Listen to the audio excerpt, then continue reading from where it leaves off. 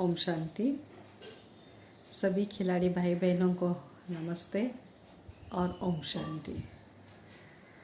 मैं आज एक उदाहरण आपके सामने लेकर आई हूँ जो आपको बताना बहुत ज़रूरी है, क्योंकि यह विजुअलाइजेशन से संबंधित है। इससे पहले दो हमारी सेशंस हुए, वो विजुअलाइजेशन क्या है और विजुअलाइजेशन कैसे करना होता है उसके बारे में हुआ है। लेकिन आज मैं उसके संबंधित एक उदाहरण बताती हूँ जिससे आपको समझ में आएगा कि विजुअलाइजेशन का कितना महत्व है और कितनी ताकत है। और यह रोज़ करने वाली ऐसी मेंटल प्रैक्टिस है। अगर हम रोज़ करते हैं तो आइन टाइम पर हमें इसका लाभ होता है। अचानक कोई नई बात करने जाते तो फ़र्क पड़ जाता है। आप डेली वर्कआउट करते हैं फिज़िकल, लेकिन मेंटल वर्क तो करते ही नहीं है, लेकिन अपेक्षा तो उससे ही करते हैं। और खेल में तो सारा माइंड गेम होता है और माइंड के लिए कुछ करते भी नहीं। ये तो वंडरफुल बात है। लेकिन अभी से आगे आप इसको समझते जाएंगे, सावधान होंगे। एक बार क्या हुआ, एक कोच मेरे पास अपने खिलाड़ी को लेकर आए थे।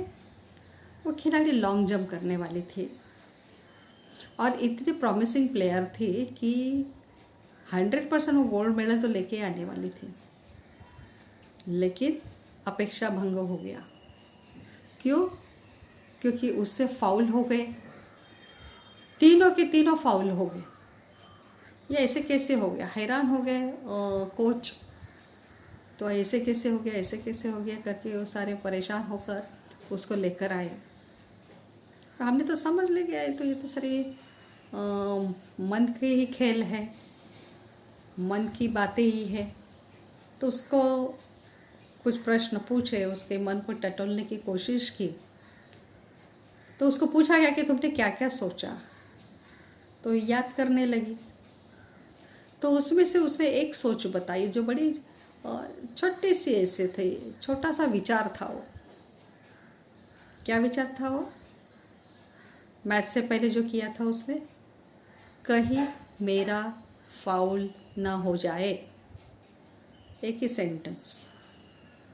और ठीक उसके फाउल हो गए। तो फिर ये कैसे हो गए? अभी हम सभी को ज्ञान मिल गया है कि बाह्य मन जो सोचता है उसके ऊपर अंतर्मन अमल करता है, उस रीति से काम करता है। और अंतर्मन भी कितना 100% पावरफुल है, ज़बरदस्त। बाह्य मन से वो भी, बाह्य मन सोचता है, अंतर्मन नहीं सोचता है। अंतर्मन सिर्फ बाह्य मन जो विचार करता है, जो कुछ भी सोच चलाता है, उसको आदेश के रूप में ले लेता है और वो रिजल्ट दे देता है। जब उस खिलाड़ी ने सोचा कहीं मेरा फाउल ना हो जाए, तो उसने फाउल शब्द को पकड़ लिया, क्योंकि अंतर्मन फाउल को विजुअलाइज कर पाया। अंतर्मन को इमेज की भाषा समझती है, ज्ञान नहीं समझता है उसको कुछ।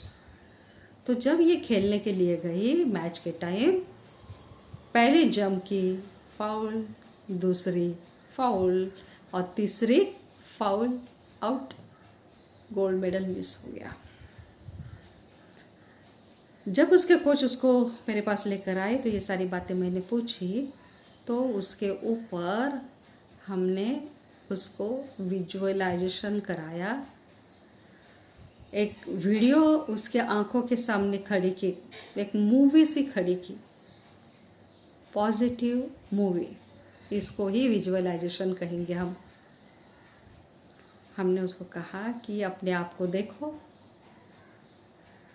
तो तुम्हारी पूरी तैयारी हो चुकी है, परफेक्ट प्रैक्टिस हो चुकी है, तुम्हारा आत्मविश्वास बिल्कुल ऊंचा हो गया है, कॉन्फिडेंट है, तो जज्बा जुनून से तुम अब भरपूर हो।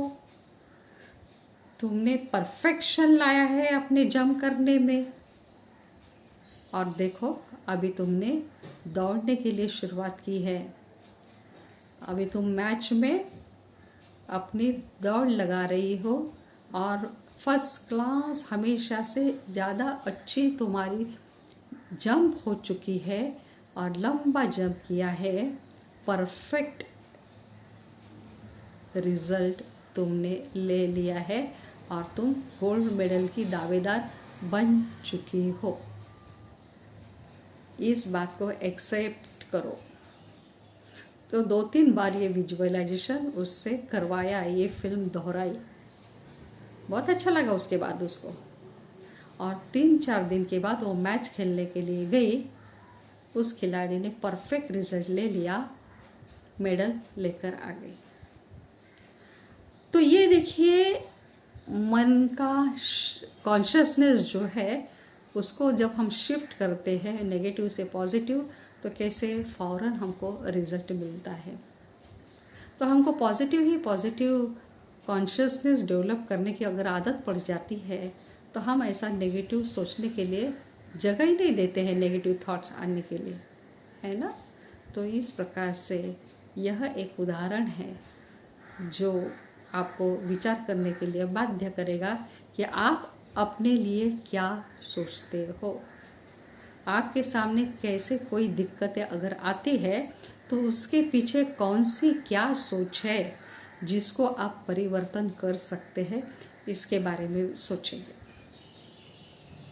अगर किसी को कोई प्रश्न है, कोई समस्या है, तो आप मुझे संपर्क कर सकते हो। कमेंट बॉक्स में आप अपने बारे में लिख सकते हो, अपना व्हाट्सएप नंबर भी देकर रख सकते हो, ताकि हम आपको कांटेक्ट करेंगे।